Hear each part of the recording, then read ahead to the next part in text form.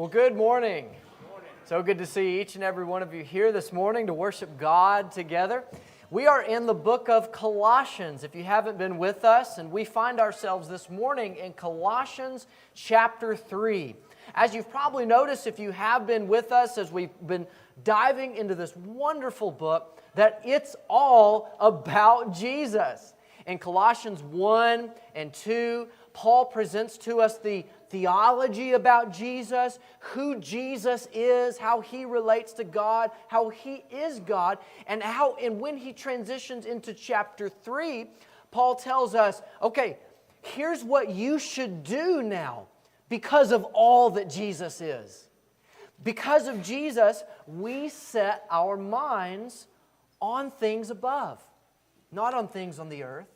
Because of Jesus, we put to death earthly things in us. Because of Jesus, we put on the heart of Jesus. And because of Jesus, like what we're going to talk about this morning, we transform our relationships with those who are closest to us. We treat each other differently in the home because of Jesus. I want us to focus on that word home this morning as we venture into Colossians chapter 3. A home, of course, is not a house.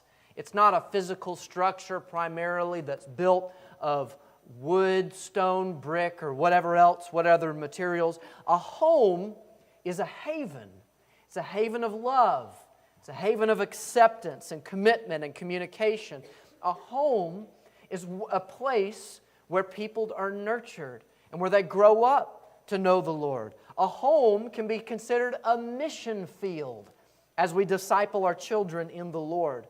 As we look across the landscape of our world today, the home and God's design of it is under severe attack. So it's very important, I believe, that the church places emphasis on the home, teaches God's design for a godly home and the roles that each of us should have. And that's what we're going to jump into today as we find ourselves in Colossians chapter 3, verses 18 through 21. Colossians chapter 3, verses 18 through 21. In those verses, Paul identifies four, we'll call them pillars, four pillars that support a stable Christian home. What these things are four roles within the home and the responsibility of each of those people and the roles that they fill. And you can see those. They're pictured on the screen. The first, Paul directs in verse 18, wives. Then in verse 19, husbands. Verse 20, children. And in verse 21, fathers, or by extension, parents. But what he says about fathers in verse 21 can faithfully be applied to both the father and the mother. So we'll insert parents there. That's the four pillars of a Christian home. It's kind of like a four-legged chair. You know, a chair is stable when it has all of its legs and all of those legs are functioning. Paul gives us four legs of a chair that are all needed to support a stable Christian home, as is God's design. Now, with that being said, I do want to say this on the front end before we jump into this. Not all Christian homes have these four pillars. Not all Christian homes in the first century had these four pillars, and all throughout Christian history, these four pillars have not been in existence in each and every single Christian home. We look at our homes, and maybe you have experienced a divorce. Maybe there's a spouse that you have that doesn't model a Christian lifestyle. Maybe you have an unbelieving spouse, a non-Christian spouse within your home. Maybe you have a rebellious child that you're struggling with. We even, in fact, have had it at Bethel children and teens that come and want to grow in their faith that don't have Christian parents. So there are all kinds of homes that do not fit this ideal. And here's just a few things that I think we should be aware of and know on the front end before we dive into what Paul says about the Christian home in Colossians chapter 3. I want you to know these three things if you find yourself in a situation where you don't have those four pillars. Know, first of all, you're not a second-class Christian if you do not have these four pillars within your home. Your lack of any of these pillars does not in any way diminish your value in God's eyes, and neither should it diminish your value in the eyes of anyone else. You are not a second-class Christian if you do not have these four pillars. Secondly, you're not alone. It's the church's biblical responsibility, in fact, not to shun, but to pay special attention to and minister to families that do not fit the ideal. Maybe just practically speaking, if you're an older woman that has been through life and knows how to raise children, pay special attention to a younger mother that maybe doesn't have a Christian husband or a believing spouse. Take her under your wing and give her support and guidance and encouragement. That is what the church is supposed to be biblically. Pay special attention to children and teens that don't fit in this ideal model that we're talking about. Research tells us that it's more likely a person will retain their childhood faith into adulthood the more meaningful relationships with spiritually mature adults they have while they're young.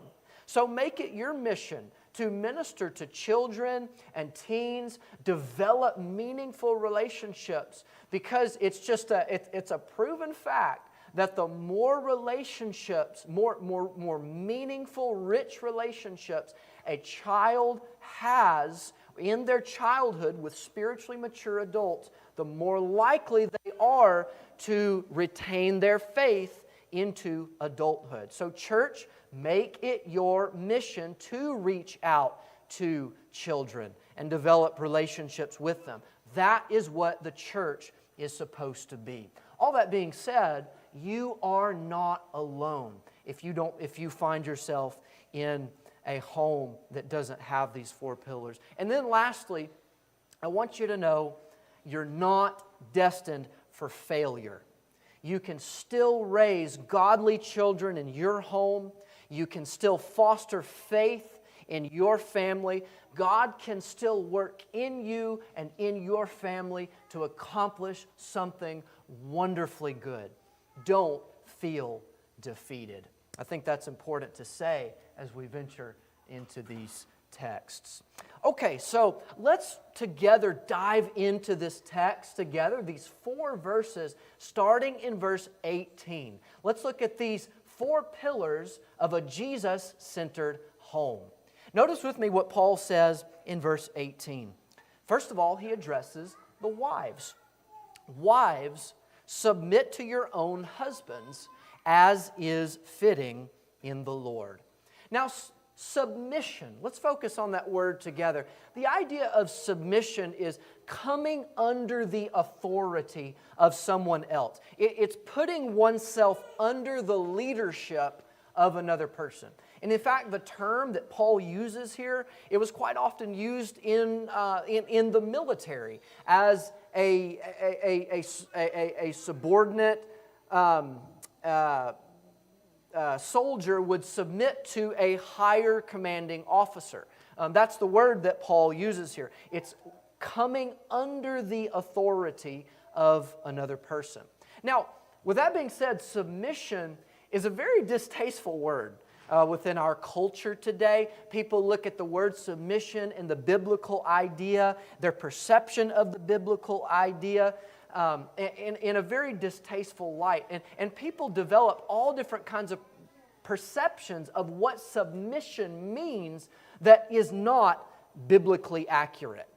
When many people think of wives submitting to their husbands, a lot of people immediately think of like Jabba the Hutt and Princess Leia. You know, do my bidding with the sadistic laugh and everything.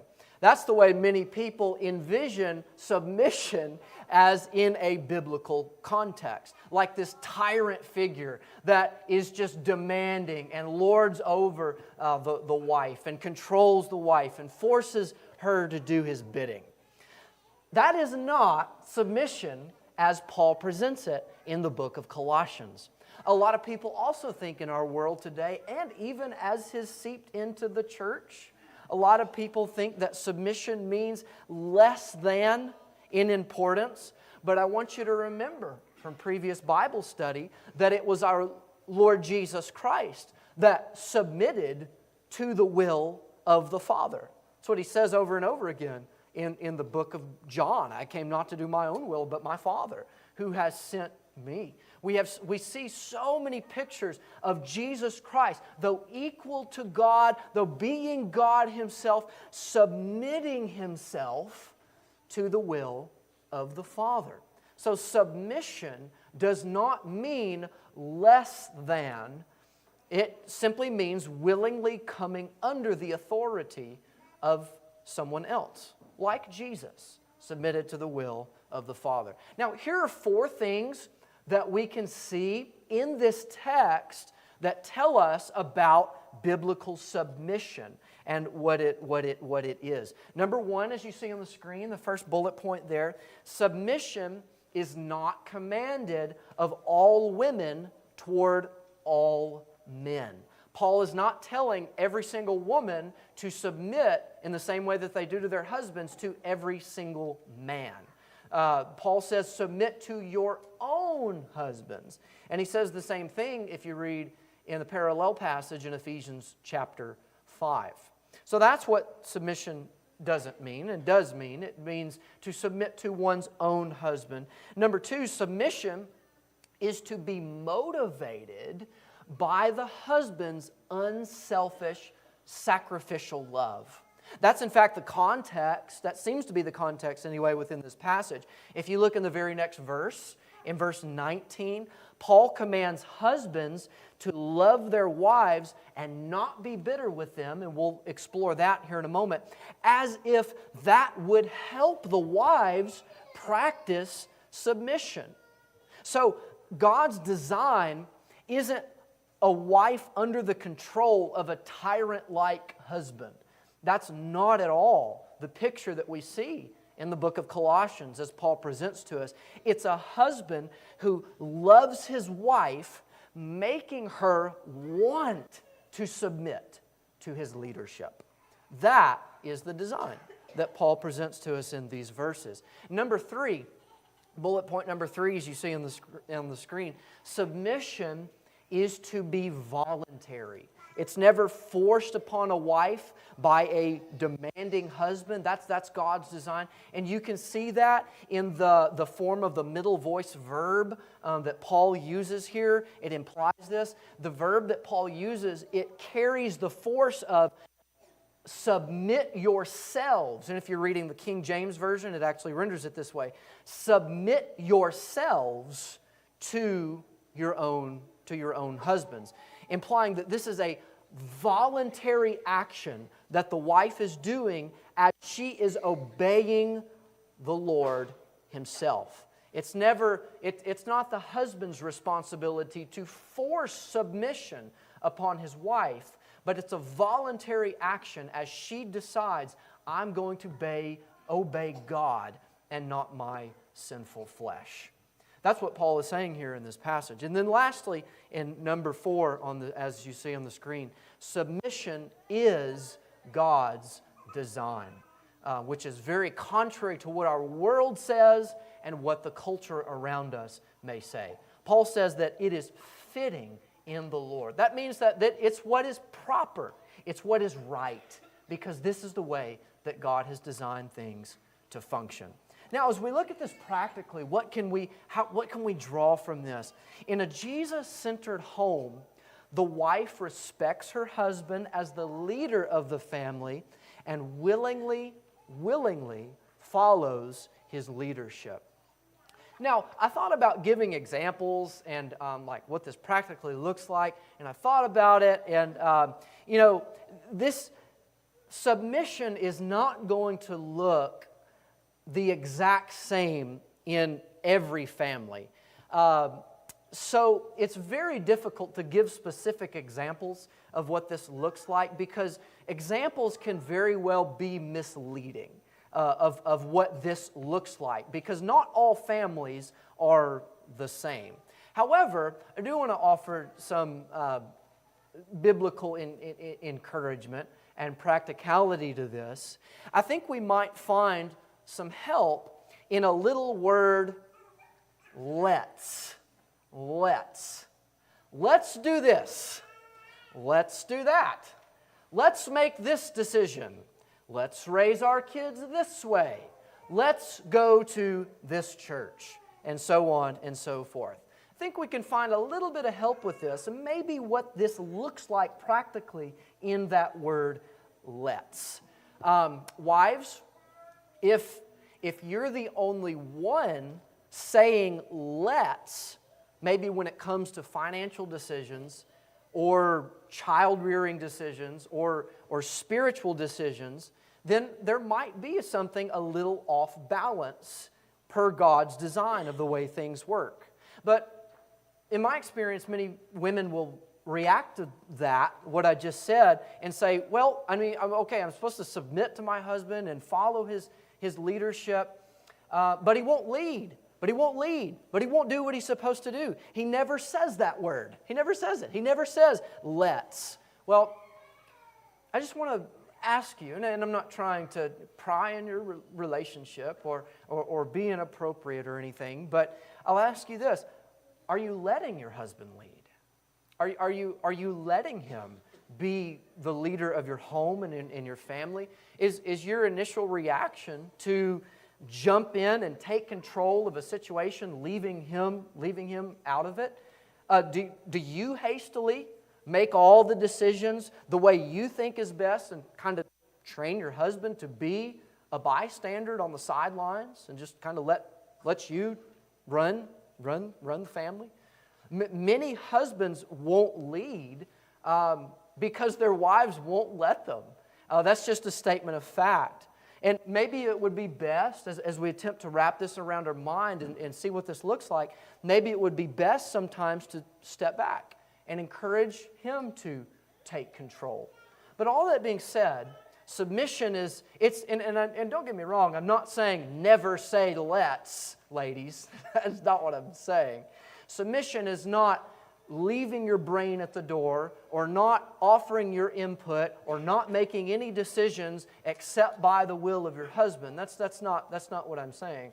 I'm saying submission looks like Jesus. Looks like Jesus. Jesus submitted to the Father, recognized Him as the divine leader, and that is the pattern of the way our families should look. Husbands lead their wives, and their wives willingly, voluntarily submit to their husbands. That is what happens by what Paul says in a Jesus-centered home. That's very contrary to the way our world operates today. But it's very important for us to uphold because it is, as Paul says in Titus chapter 2, sound doctrine. Now, let's look at another pillar here. Let's look at the husband's role. Look in verse 19, if you will, with me. Verse 19. Husbands, love your wives and don't be bitter toward them. Now, the Christian teaching here towards husbands was completely countercultural in the first century. Many commentators, in fact, say that as the Colossians are reading through the first time the letter that Paul writes to them, many commentators say when they get to verse 19, their jaws would have dropped. And they would have been utterly shocked by what Paul says. This is not something that would have been normal in Roman culture and even in Jewish culture. Especially in Roman culture, wives were little more than personal property, chattel in that day and in that society. But I want you to see here how Paul paints a completely different picture, a completely countercultural picture from what was the norm in that day. Paul presents two very basic primary responsibilities that the husband has toward his wife in a Jesus-centered home. One of those is stated in a positive manner, and the other is stated in a negative manner. I want you to notice the first one that's stated positively. Paul tells husbands, love your wives. Don't go with the grains of the culture that treats women like property. I want you to love them. I want you to care for them. I want you to sacrifice for them. And in fact, if you look, the slip there. If you look in Ephesians chapter 5, you even see that Paul says that husbands should love their wives like they love their own bodies. Like the way in which you love your own body, that's the way that you should love your wives. It's going to be hard to recover from that, so bear with me there.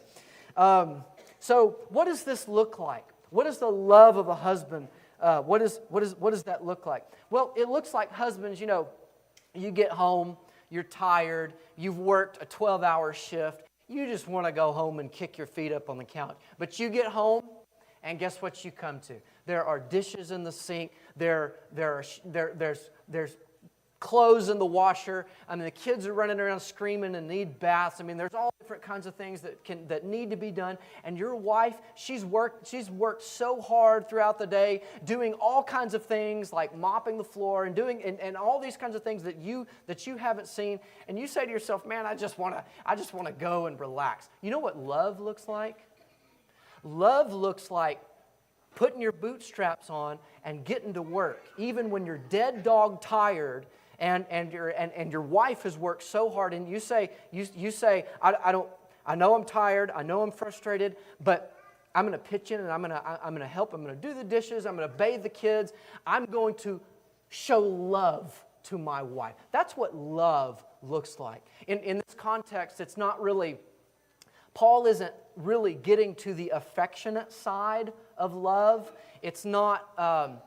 He's not talking about romance, really, in this context. Love, as husbands display toward their wives, looks more like care and nurture and self-sacrifice. Husbands sacrificing their own will for the to support and care for wife. Love, it looks like you being quiet and listening to your wife, even when you think she's being kind of irrational or silly in the moment. You know, husbands, you might have the answer to fix all of her problem on the tip of your tongue, and you could just, man, if she would just listen to me and say this one thing, I mean, her problem would be solved, and she would stop crying and being emotional or whatnot. You might have that right on the tip of your tongue, but you know what love looks like? Love looks like you being quiet and letting her express her feelings, her emotions, and how she feels, because that communicates to a wife, I care about you, I value you, I just want to listen to you, I just want to hear you. That is love, and that's what Paul commands for husbands, and that's what makes for a Jesus-centered home. Love is being concerned for your wife's spiritual well-being. Husbands, as the leaders, lead their family spiritually. Love, as how Paul talks about it here, it looks like praying for your wife constantly, that she may grow, that she may know Jesus more fully, that she may sacrifice her will and be a servant of the Lord in a more effective way. Love looks like doing whatever it takes for my wife and my family to grow in faith so that they know the Lord and they get to heaven. That's what love looks like. Love looks like men saying, no, we're not going to go to the ball game. We're going to go to church and things like that. That is love. as what Paul says here. And that's the way he frames it in a positive light. The second way he frames it in a more negative way, Paul says toward the husbands, don't be bitter toward them. Don't be bitter toward them. He's getting at here an attitude of irritability. When she does something that displeases you, my wife does something, it just gets under my skin, and I'm just irritable, and I'm frustrated, and I just don't want to communicate to her. I don't want anything to do with her. And allow that attitude to be a pervasive action, a constant attitude within your marriage, a constant attitude of irritability toward your wife. Paul says, husbands, do not do that. Do not have that attitude toward your wife. That this is an attitude, to put it in more specific terms, it's an attitude that bursts out into fits of anger when she starts nagging you again. Like, stop, oh, she's doing it again.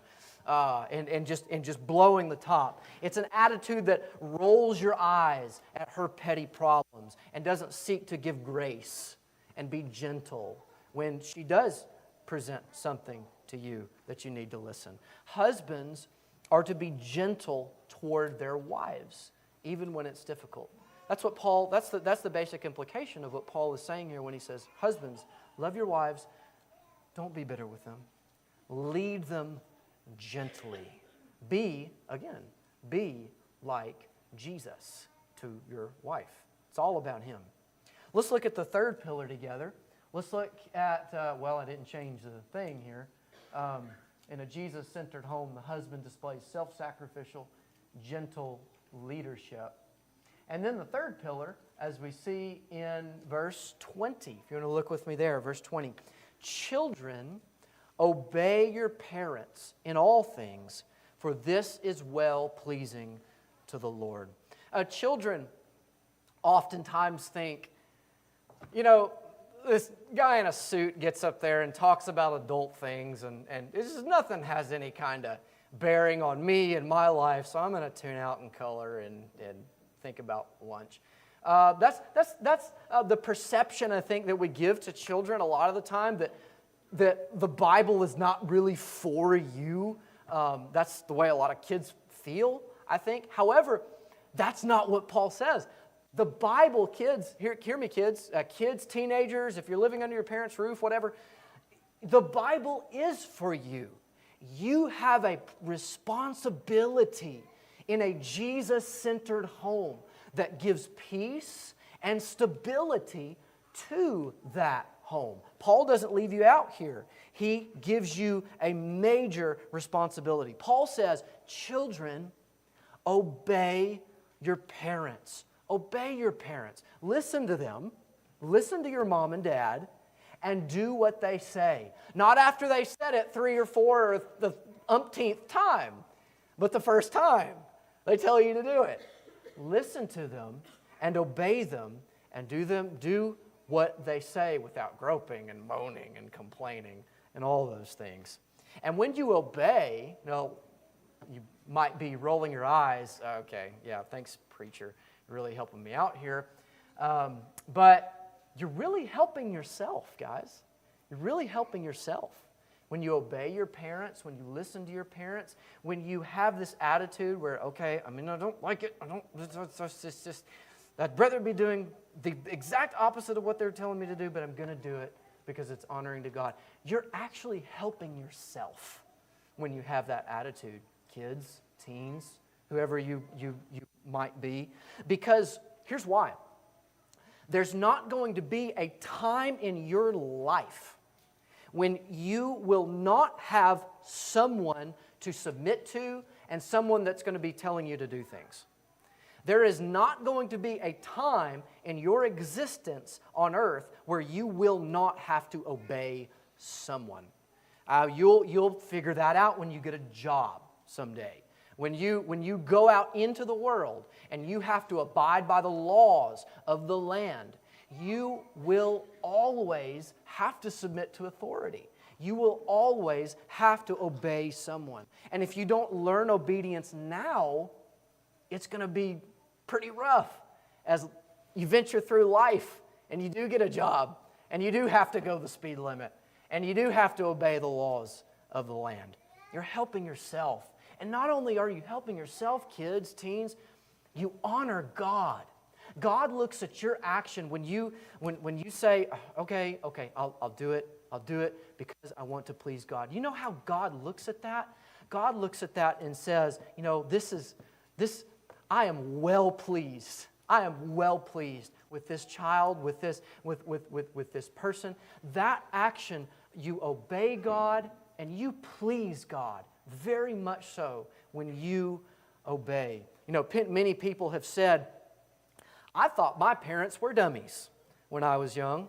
But you know what I realized when I grew up and I got out of the home? I realized they were geniuses. Many people have said that, and you probably will too. So it's a good idea to do what Paul says and obey your parents. That is what pleases God. We'll look at the last pillar here this morning together briefly. Verse 21. Verse 21. Now, he addresses fathers here, and that's what it says in the original text. I mean, he addresses fathers. But you can also apply what he says to both the father and the mother in verse 21. The principles go beyond just the father. So we'll label it as fathers and generally parents as well, mothers and fathers. Here's what he says to parents. Fathers, do not provoke your children, lest they become discouraged. Now, the admonition here, what he's getting at, he's saying, don't be unreasonable toward your children. That's basically what he's saying. That's the basic meaning when he says, don't provoke your children to anger. Don't provoke your children.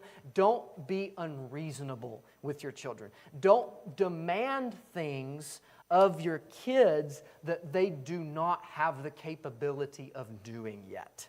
And there's all different kinds of examples that you could use. One of them is maybe the way that you discipline. Be reasonable in the punishments that you administer to them. Don't punish.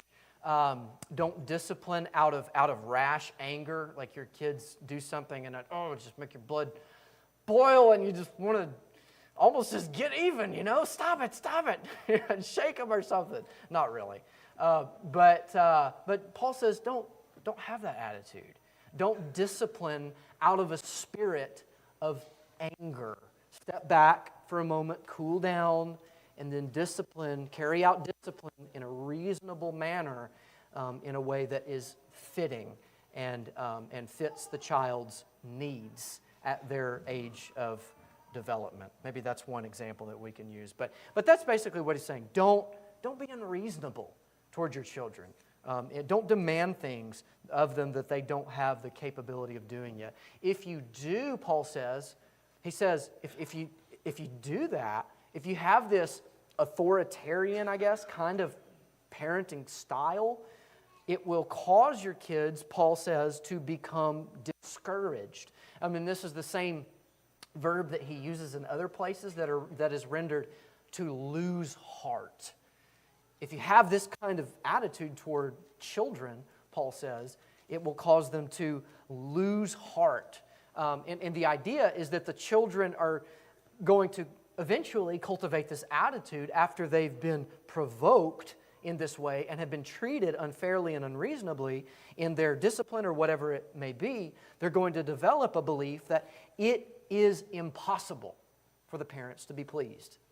There is nothing that I can do to make mom or dad happy. They demand too much. They're too strong. They're too unreasonable. So, and that can go in multiple directions. It could go in one direction where the child says, what's the point of obeying anyway? And create a rebellious child that wants to go out and do everything and just disrespects authority. And a child could very well go in the opposite extreme, under unreasonable treatment. Children could grow up to be so insecure, lack self-confidence, self-esteem, that it hinders their functioning. And that has happened in multiple times. But that being the case, Paul is saying, don't be unreasonable with your children. Yes, discipline your children, instruct your children, give them what they need, but don't demand things that they don't have the capability of doing yet. Be loving, be grace-filled as you administer discipline and how you treat them. Treat them like Jesus has treated you. Be reasonable with them and love them. That's what Paul says to parents. God designed the home in here, these basic, and these are just very basic pillars. He designed it in a beautiful way. And we uphold these four, when we uphold these four pillars, we become lights in this very dark world and show people that it is all about Jesus. This morning, the message is yours. If you have any need, if you need to confess sin in your life, if there's something that you've been struggling with and you need prayers, you need to be restored, you can make that right this morning. You can come forward, or if that intimidates you, that's okay. Talk to me, talk to one of our elders, talk to somebody if you're struggling with sin in some way.